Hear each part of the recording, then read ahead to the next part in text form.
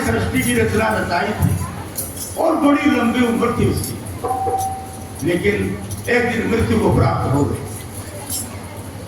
ब्रह्मा विष्णु शिव जी ये सृष्टि की उत्पत्ति के कारण थे। ब्रह्मा जी रजोगुण शक्ति जीवों की पैदाइश करने वाले, विष्णु महाराज जगत का पालन करने वाले, शिव महाराज जगत का संहार करने वाले, ये तीन ताकतें उतरी थी। इन्होंने आद्य संसार का ताना बाना बुना था। परमात्मा नहीं थे संसार की रचना करने वाले, परंतु सारी दुनिया उनके पीछे लग गई। कोई ब्रह्मा का जाप करने लगा, कोई विष्णु का करने लगा, कोई शिव का। आत्मा को ठग के ले गए काल के मुंह। ओ ब्रह्मा जी भी चले गए जो ब्रह्म सगाने वाले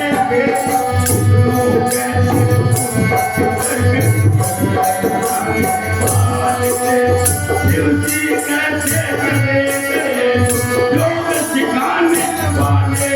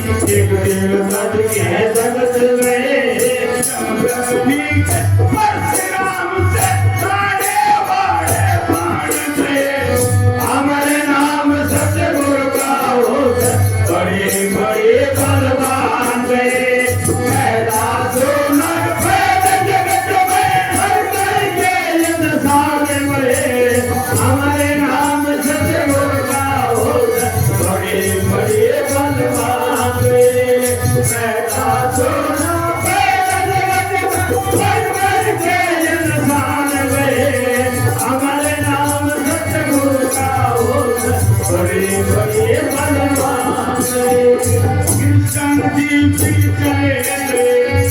कृष्ण जी को अपन क्या अवतार थे, महाभारत युद्ध करवाया था, बड़े बड़े राजाओं को खपा करके चले गए, राक्षसों को मार के चले गए। लेकिन कहते हैं उद्धार तो कृष्ण का भी नहीं, और उनके साथ जो जुड़े जो उनका उद्धार कैसे होगा भी नहीं हो सकते। कृष्ण जी निरंजन के अवतार, सतपुरुष के अवतार हैं। और कृष्ण जी भी चले गए, दर्शन कर कल्याण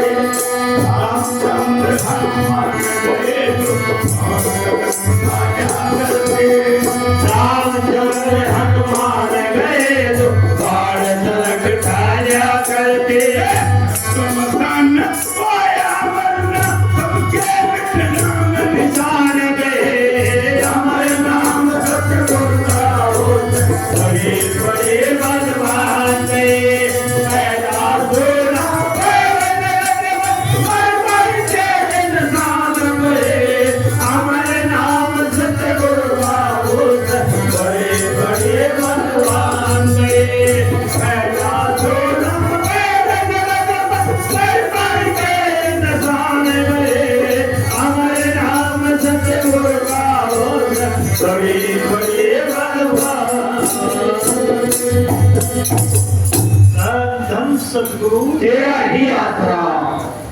तो ये बड़े बड़े अवतार आए, दुनिया की रचना करके चले गए, लेकिन आत्मा का उद्धार नहीं कर सकते।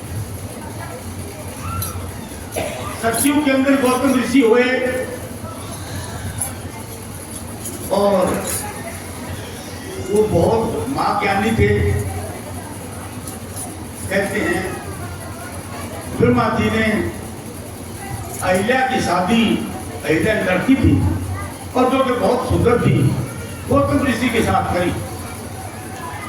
पहले तो अहिल्या को कुछ दिन गौतम ऋषि की कुटिया में रखा,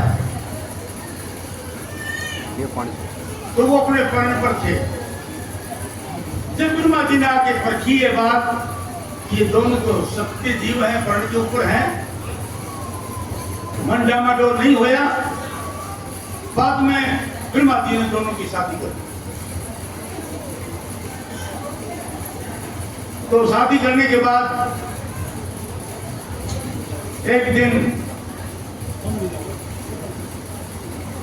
इंद्र और चंदा नाम के जो देवता थे, उन्होंने नाग मुनि से पूछा कि अहिल्या कितनी सुंदर है।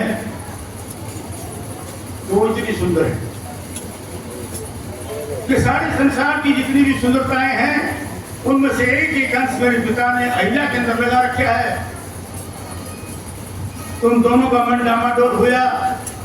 दोनों एक दिन गौतम ऋषि की कुटिया पर छठ करने के लिए आए। गौतम ऋषि रात के 3 बजे उठ के गंगा स्नान करने को जाया करते थे। इंद्र और चंदा गौतम ऋषि की कुटिया के पास गए और अपना वेश बदल लिया। एक ने मुर्गा बन के बांग मारी। अहिल्या कहने की पतिदेव, मुर्गा बोलने लग गया है, 3 बज गए, जाओ गंगा नहा के आओ। बोले आज इतनी जल्दी 3 बज गए? बोले जी मुर्गा बोल रहे, ये पुरवंदा कोई भी मुर्गे की वो बिगड़ी से बात। हाँ, तो गौतम ऋषि अपना धोती उठाए गंगा में नाम चला गया। गंगा में डुबकी मारी, गंगा माई प्रकट हुई। बोला गौतम, रात के 12 बजे नहाने के लिए कैसे आ गया? माता मुर्गा बोला था। बोला कोई मुर्गा नहीं, तेरे घर छल हो गया। इंद्र और चंदा नाम के 2 दुष्ट तेरे घर में फंसे हुए हैं और तेरा रूप बना करके तेरे साथ जारी कर रहे हैं, तेरी पत्नी के साथ। तो गौतम ऋषि वहां से भाग गया। इंद्र तो भाग गया, चंदा घर से निकल लगा था। उसके धोती का प्रकार आ गया, ऐ दुष्ट, तेरा सत्यानाश हो, तेरे सारे शरीर पर खूब कंक के निशान हो जाएं। श्राप दे दिया दोनों चले। बाद में अंदर गया, अपनी पत्नी को सारी बातें कही, ये सब काम कह रहे थे, मेरे को बात भेज दिया, पीछे से अपने दुष्टों को घर बुला दिया। वो कहने लगी महाराज मेरे को कोई पता नहीं तेरे साथ क्या खेल हो, ये सब खेल इन दुष्टों का है, मैं क्या करूं? तो गौतम ऋषि ने अपनी पत्नी को भी श्राप दे दिया कि जाओ त्रेता युग में तेरा रामचंद्र उद्धार करेगा, इतने तक पत्थर की होके पड़ी है। वो कहने लगा कि महाराज मेरी को गलती तो नहीं थी, जाओ किसकी यही तो उसने अपनी हर कसम से उसको ख्याल दिलवाया कि मैं नहीं, मैं निर्दोष हूं और आपने मेरे को निर्दोष को जो श्राप दे दिया है। तो अपनी धर्म पत्नी का ये ख्याल देखते हुए सतयुग के बाद द्वापर युग आना था, त्रेता युग हो गया। इतनी ताकत थी गौतम ऋषि के अंदर। त्रेता युग में रामचंद्र जी उसके घर पहुंची, अहिल्या का अवतार करें तो वो गौतम ऋषि भी काल का मुक्त है। इतनी ताकत रखते हुए भी काल किसी को नहीं छोड़ता, इसलिए नाम की कमाई के बगैर हमारा उद्धार नहीं हो सकता। सुग्रीव भविष्य हुए, गुरु भगत प्रहलाद भगत हुए और परशुराम जी हुए जो जमदग्नि के लड़के थे और तीर चुराने में माहिर थे, फरसा चलाने में माहिर थे, सब खत्म।